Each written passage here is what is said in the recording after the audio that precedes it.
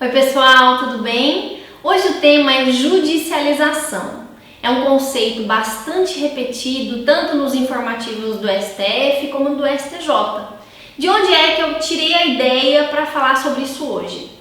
Ontem eu acessei o site do ministro Luiz Roberto Barroso e lá ele disponibilizou no dia 25 de setembro algumas palavras que ele discursou numa universidade americana, num seminário voltado para ministros de cortes superiores dos diversos países do mundo. Então, a partir desse discurso, eu achei que valia a pena a gente fixar as características desse tema, a definição de judicialização, as causas e a consequência para um futuro próximo do que isso pode gerar em relação aos três poderes. Então vamos começar com a definição do que seria judicialização. Utilizando as palavras do próprio ministro Luiz Roberto Barroso, que gosta muito de discutir sobre esse tema e que se você for pesquisar na internet, você vai notar que sempre ele utiliza três principais características para o surgimento desse conceito. E é isso que a gente vai analisar daqui a pouquinho no vídeo. Para que você compreenda o que seria judicialização, primeiro você precisa entender que é um fenômeno mundial a judicialização. Ela não acontece apenas no Brasil.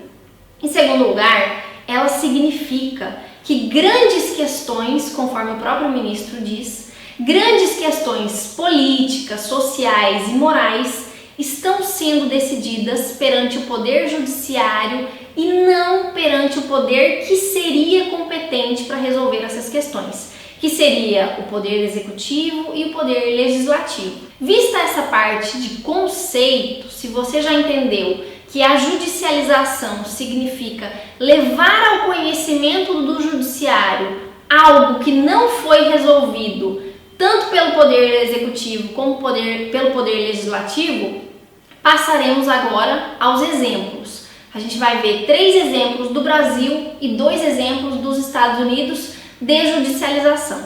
Primeiro exemplo, a definição do rito do processamento do impeachment da presidente Dilma Rousseff foi analisado pelo STF. Assunto esse que inicialmente, se não tivesse havido certa inércia dos demais poderes, não precisaria ser ali tratado. Segundo exemplo, a definição do afastamento do presidente da Câmara dos Deputados também foi realizado pelo STF. E por último, a definição, o tratamento, a facilitação do casamento entre pessoas do mesmo sexo, e aqui a gente pode falar de judicialização da vida, como é a classificação mais correta, e os dois assuntos acima, judicialização da política, temos também judicialização da saúde. A gente pode falar sobre isso, sobre esses exemplos, então, que a gente acabou de ver, assuntos que foram levados ao conhecimento do Poder Judiciário como uma espécie de última alternativa. Na falta do Poder Executivo, na falta de atitude do Poder Legislativo, assume esse Poder Judiciário, talvez gerando, então, uma sobrecarga para esse poder de atividades que não foram cumpridas pelos demais poderes. Isso seria exemplos de judicialização. Agora vamos ver nos Estados Unidos. O primeiro exemplo que o ministro deu foi no ano de 2000. A definição das eleições presidenciais ficou a cargo do Poder Judiciário, da Suprema Corte Americana. E o segundo exemplo de uma judicialização nos Estados Unidos, que o ministro citou no discurso dele, foi o asseguramento do casamento entre pessoas do mesmo sexo, também garantido pela Suprema Corte dos Estados Unidos, na falta de uma lei americana que tratasse sobre esse tema. Agora que a gente já viu conceito, exemplos, a gente vai ver por que surgiu a judicialização. Quais foram as 3 características principais, uma delas específica aqui do Brasil, que geraram a judicialização tanto no mundo como aqui no país.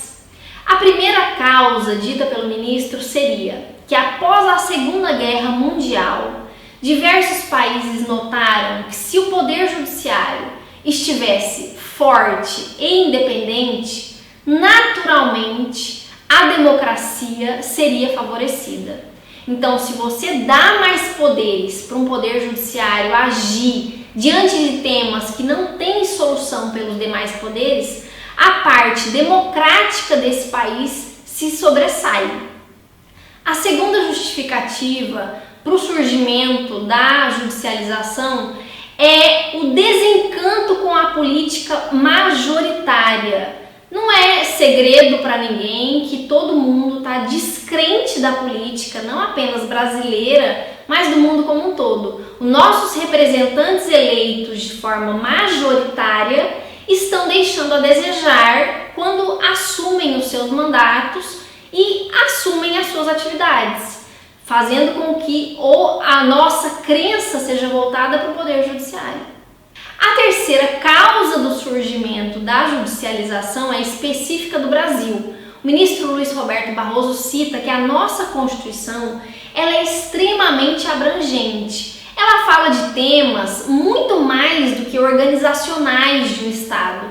Ela fala sobre meio ambiente, saúde, trabalho, assistência ao idoso e diversos outros temas que abrem espaço para que o Poder Judiciário possa interferir nessas questões relevantes tanto no aspecto social como no aspecto político. E agora, para a gente finalizar, eu quero falar com vocês quais seriam as consequências da judicialização. Duas consequências negativas é o que a maioria das pessoas, quando vão criticar a judicialização, apontam. A primeira é a sobrecarga do Poder Judiciário, que ficará inflado com causas que inicialmente não precisariam ser definidas por ele. E a segunda seria o grande poder colocado nas mãos desse Poder Judiciário de resolver causas, conflitos que poderiam ser resolvidos pelos demais poderes. Se isso atrapalharia ou não a separação dos poderes. Essas seriam as consequências. A gente pode falar sobre isso nos próximos vídeos. Eu pretendo falar com vocês na semana que vem sobre ativismo judicial. Então, como é um tema que envolve diversos conceitos, eu acho que a gente pode dar continuidade e falar mais um pouquinho sobre isso na semana que vem. Então, espero que vocês tenham entendido o que significa judicialização, bem como todo o vídeo. E a gente se encontra na semana que vem. Bons estudos a todos, até a próxima. Tchau!